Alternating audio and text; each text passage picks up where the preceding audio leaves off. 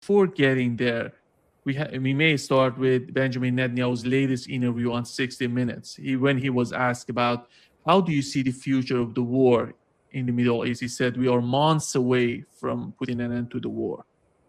And what does it mean when he says months away, and who's gonna fight for him, and what is the current situation with the fight in the Middle East? Benjamin Netanyahu telling you you're months away from something. I think you have to be careful, because I think for the last 30 years he's been telling us that we're a few years away or months away from Iran having a nuclear bomb. So apparently his relationship with the calendar is very loose. I don't really give a damn what Benjamin Netanyahu says, because he's irrelevant nowadays. We're talking about a situation where the United States no longer possesses the capacity to wage meaningful armed conflict against Iran in a conventional manner. The President Trump is running up against some very hard realities that he may be dismissive of it on the White House lawn when he says, I don't care about the economic cost of the American people. It's about the Iranian nuclear bomb. Well, there is no Iranian nuclear bomb, but there is a huge economic cost to the American people, which will manifest itself politically to the detriment of the president. And Benjamin Netanyahu needs to understand, as most Israelis do, that the moment you screw around with the American economy and you're on the wrong side of that equation, as in you're the one responsible for the downward slide, and you're not affiliated with the upward recovery, you're the problem, not the solution. And right now, Israel is very much the problem, very much the problem. Israel can do nothing without the United States. And right now, we're looking at Israel's support in the United States plummeting. 60% of the American population apparently is not inclined to be favorably supportive of Israel. Benjamin Netanyahu just slightly better, 59%. I think the margin of error might put him over on either, But the point is, no one cares what he says anymore, because his words are irrelevant. I mean, yes, Israel is a troublemaker. Yes, Israel will cause trouble. But the idea that Israel is now the driver in the seat, no. And I would also, you brought up China, and now you brought up Israel. You and I think others understand the role Israel played in fomenting this conflict. It's, Netanyahu and his Mossad director went to the White House on February 11th and sold the president a bill of goods. And there we are. Now we're at war. The president now is holding a bag of crap.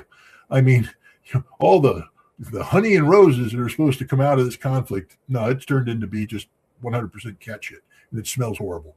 And the president doesn't know what to do. Israel's not the solution. It's the problem now. And Netanyahu's out of the driver's seat.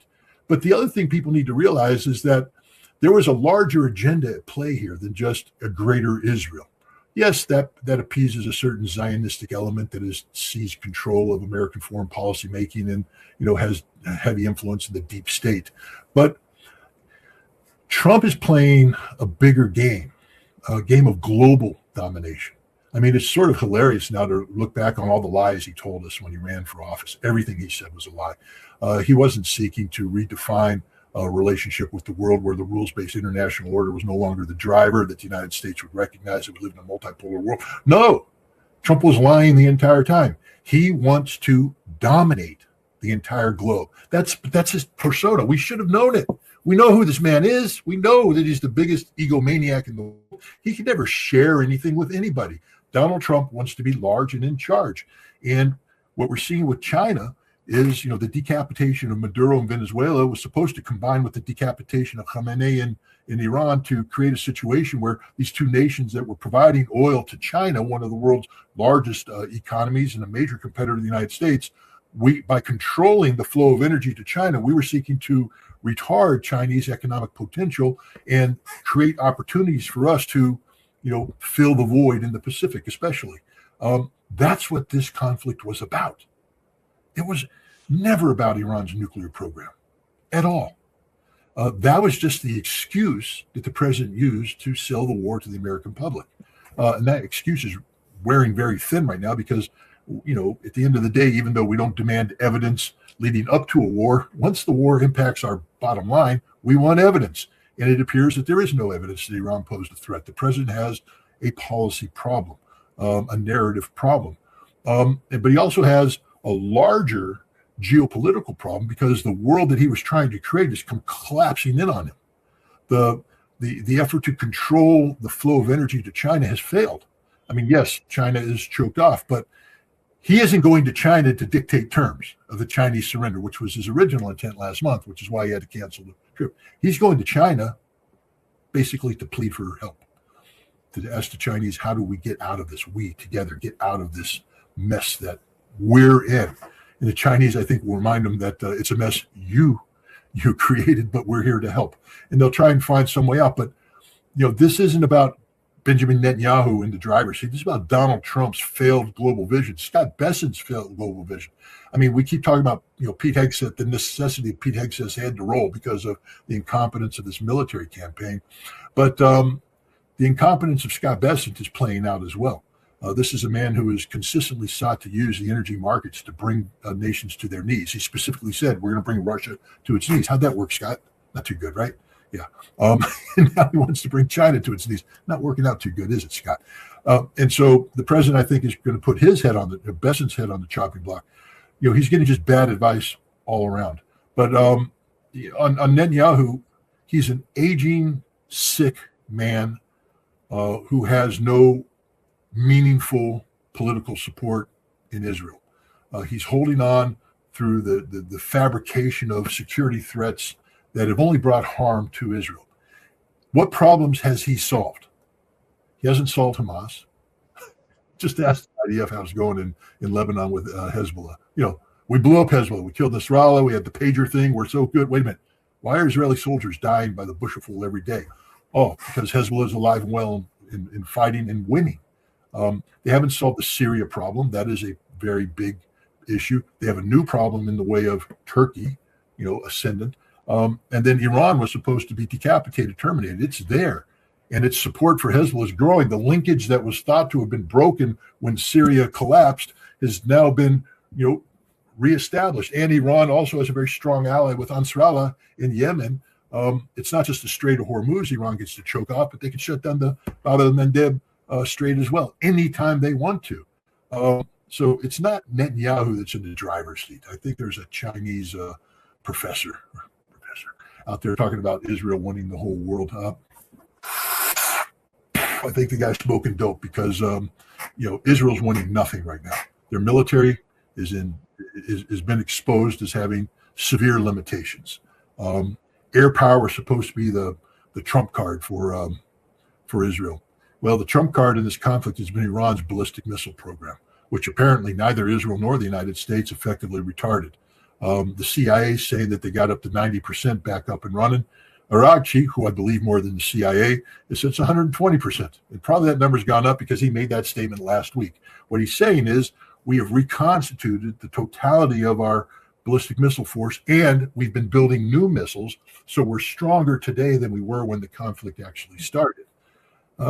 That tells me that Israel and the United States are on the losing end of this equation. The United States is now having a debate internally about what we got left. According to Senator Mark Kelly, we ain't got nothing left. That's according to the Pentagon classified briefing. Now, people are mad because he's telling the truth. They didn't want the truth to be out because they wanted to lie to the American people in the world and project a sense of strength that doesn't exist. But we don't have sufficient quantities of long-range standoff weapons.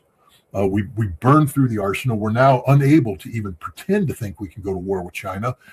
A war with Russia is out of the question, and we can't even sustain a meaningful campaign against Iran. If we start it up, we will run out of missiles. Iran, like I said, 120%. We already proved we can't retard their capacity. They will be able to fire missiles all day long, all week long, all month long until every target they aim at is destroyed.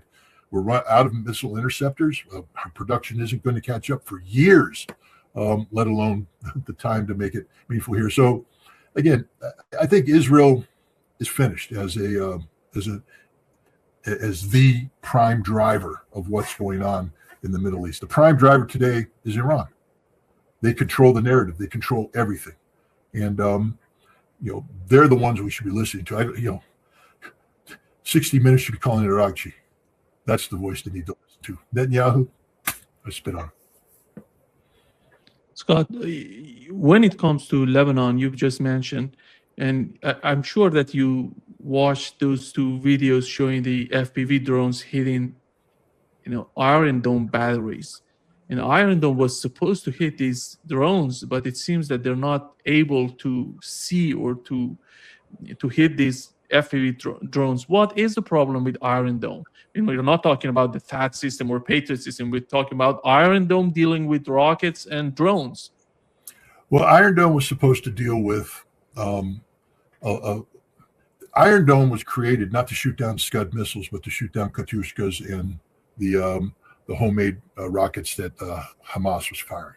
Basically, what both Hamas and Hezbollah would do is take these inexpensive, inaccurate rockets and flood the zone, and fire it at an area and rain down on the ground, and some of them would hit, most of them wouldn't, but it was terrorism from the standpoint of the Israelis. Iron Dome was designed to eliminate that threat, to create an affordable means of shooting down these low-cost threats.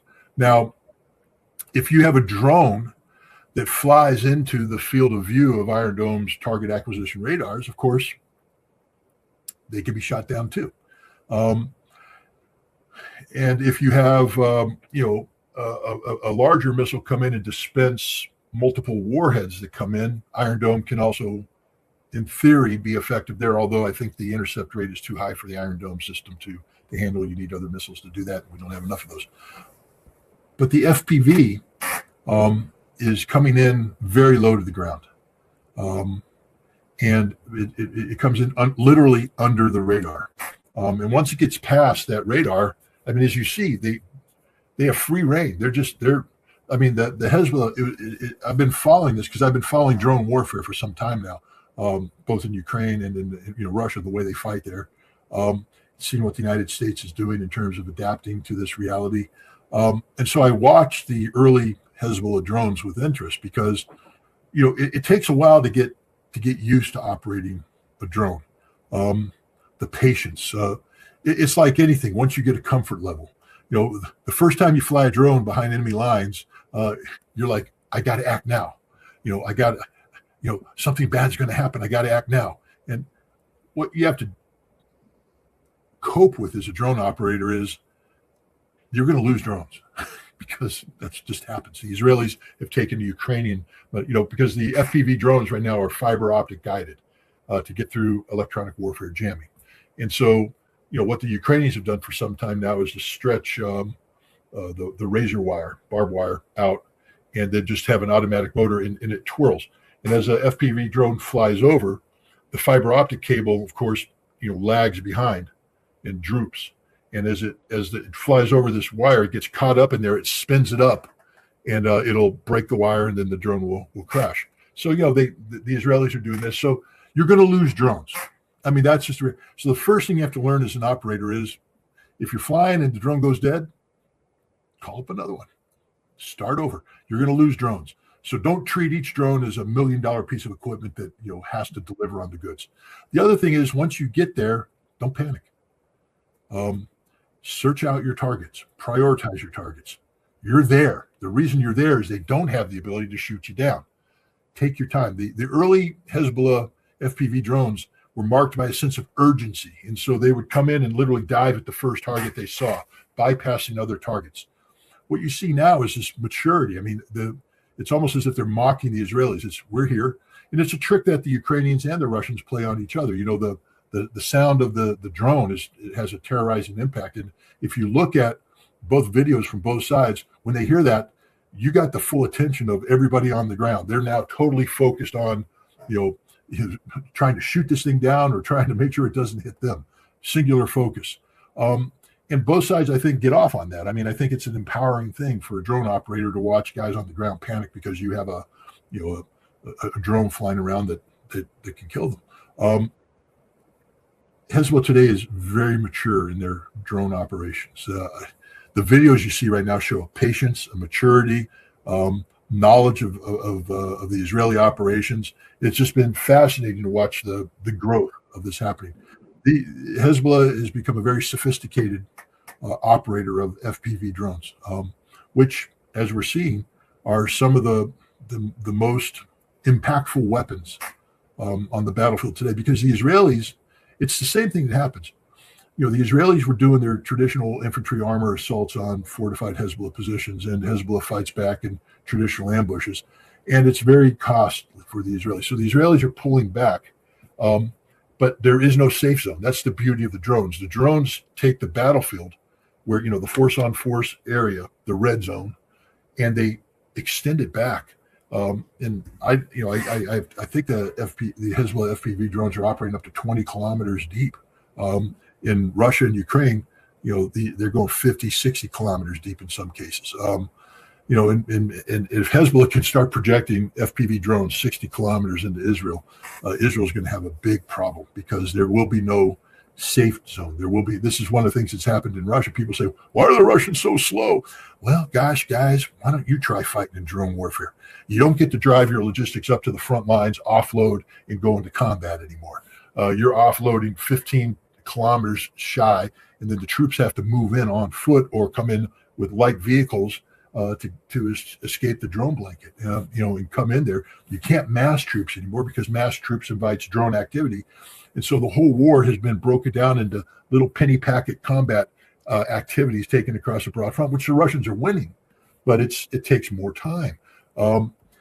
Israel is going to find out right now that it can't sustain frontline combat with Hezbollah anymore, because to generate the force creates opportunities for FPV drones. And then, in order to get that force up there, you've got to go through a 20-kilometer highway of death. There's southern Lebanon. It's not like a wide network. There's only a handful of traffic corridors that the Israelis can operate on, and if those traffic corridors start being interdicted by Hezbollah drones, the Israelis have a problem. And these videos prove that. Scott, before coming to this live, before starting this live, I was watching one of these Iranian commanders talking to Friday prayers in Iran. He said the question on the part of Iranians is not if the United States is going to attack or not. The question is, what would be the sort of attack? The attack is going to be assassination again, or they're going to attack with some sort of invasion, or they're going to, start attacking, infrastructures in Iran. And this is the calculation on the part of Iranians. And when it comes to Netanyahu, I'm sure, because he said that in 60 Minutes in this interview, he said that he wants the continuation of the war. But what is your understanding and the reality of the continuation of the war? Because Donald Trump is going to get back on Friday. He's going to be in China. He's going to get back on Friday. If he wants to start the war, it's going to be on Saturday, Sunday, which is, the market is closed, and he can start the war. And what do you make of it? Let's preface this by pointing out that before Donald Trump went to China, somebody else went to China. I think his name was Aragchi, and I think he's the foreign minister of Iran. He also went to Russia and met with Vladimir Putin. And, one of the messages that apparently Aragchi gave to Putin, who then gave it to Trump in a 90-minute phone call, was the consequences of renewal of major kinetic activity against Iran. I don't know the details of it, and it hasn't been spelled out, but my understanding, reading the tea leaves, and you can correct me if you're wrong, if I'm about to say anything that you're like, no, Scott, that's not what's happening, please, because I'm reading tea leaves, and that's never the best way to do it. I'd like to hear it straight up. But the Iranians, I believe, have put the Gulf Arab states on notice, Kuwait, Bahrain, Qatar, United Arab Emirates, and Saudi Arabia, that their major energy producing infrastructure will be eradicated on day one if the United States begins that. So right off the bat, Iran has said we're eliminating energy production capability in the Gulf Arab states if the United States strikes our energy targets. So there's that. Now we have an additional thing. I think the Iranians are also saying we can cut the internet for the Gulf Arab states. We can cut these cables anytime we want to. And they deployed submarines to that effect, the small Gwadar class submarines. So there's that. Iran can hit desalination plants, eliminate the water production capacity of the Gulf Arab states as we're getting into the hot months with no rainfall. There's that. I think Aragchi told this to the Chinese as well. And I think Donald Trump's going to be put on notice that that's just not an option. There's, if you do this, the economic consequences you're going to pay are going to be outrageous, and we'll be paying them too. So let's not do that. There is and the other problem is sustainability. Okay, so we start a fight with the Iranians. Let's say that we shipped enough long-range standoff weapons where we can, resume our previous pace of operations. That went for 37 days. I think the best guess right now is that we'll run out of ammunition in less than a week. So we got a week's worth of bombing. So we're going to accomplish in a week what we couldn't accomplish in 37 days. People say the targeting's better. Wait, the best targeting was the targeting we used on day one of the attack. And we ended up killing 165 schoolgirls. So there is no military solution. The other thing is we're just out of interceptor missiles. I mean, we've stripped everything bare. We've brought it in. The Iranians will flood the zone. We'll deplete our stocks. The Gulf Arab states will deplete their stocks, and then we'll just be sitting ducks for an Iranian ballistic missile force that has gotten stronger, not weaker, over time. And I think this will be told to Donald Trump. So those who say that there could be a resumption of military action on Saturday, if I were betting, I'd say no. That doesn't mean that it's not going to happen. Of course, we're dealing with a madman in the president, literally an insane individual. I get a lot of pushback on that. People don't realize that I've actually been studying this issue for some time now. In 2019, I attended a conference that was televised on C-SPAN of psychiatrists and psychologists, board certified, head by Bandy Lee, a doctor from Harvard Medical, I think Harvard Medical. And they were making the case that Donald Trump was a malignant narcissist and that he manifested in a mental illness. Now, at that time, I pushed back. And I said, first of all, the Goldwater rule says you can't make a long-distance diagnosis, so what the hell are you doing? And, Donald Trump isn't that. Donald Trump's just a guy with an ego. He's a narcissist like almost every politician is, but to say malignant narcissism, blah, blah, blah. Well, Bandy Lee and her colleagues have been vindicated, 100%. This man is mentally ill. The proof is in the pudding. It's there for everybody to see. He's not a president. He's a cult of personality. I just came back from Washington, D.C. That son of a bitch drapes his image over buildings as if he's some sort of god or, all looming Caesar face there, Donald Trump looking down on you. That's not what this country's supposed to be about. This is a man who tries to bribe senators to get his name on tunnels and railroads and airports. Why? Because it's a cult of personality. So we don't know how he's going to respond. It's very difficult as a geopolitical analyst or a military analyst or an energy security analyst to think logically when we have to deal with the mentally ill because they don't think logically. But in case he has a moment of coherence in China, I think he's going to be told that there is no military solution, that you can't win what you're about to start. In fact, it'll only get worse for you. And I think Donald Trump one of the ways that the narcissism plays in favor of a peaceful outcome is hopefully people are telling him, Mr. President, your legacy is on the line here. This isn't just about a defeat against Iran. We're talking about your political defeat at the polls in November that could lead to the demise of everything you've worked for, that the Trump brand will be torn down. There will be no Trump going forward. You will be eradicated from the history of the United States. And maybe that's enough to get him to say, well, maybe let's seek peace and to change. I think he's playing a hard game. Donald Trump has a tendency to come in hard and then back off. He's not very good at the bully road. He got lucky in Venezuela. Frankly speaking, he got very lucky. That CH-47 MH-47 should have been shot down and everybody in it should have been killed. Instead, a brave pilot completed the mission and they were able to do it. But imagine if that helicopter had gone down and 30 to 40 Delta guys died with it. Where would we be? A whole different world. So he got lucky in Venezuela and his luck ran out against Iran. So, this is a man who there is no military solution. He needs a political solution. And I think the Chinese and the Russians are going to work with him to give him that. They're not going to do it directly. Of course, that's not how diplomacy works. But look, we know Vladimir Putin's a very smart man. We know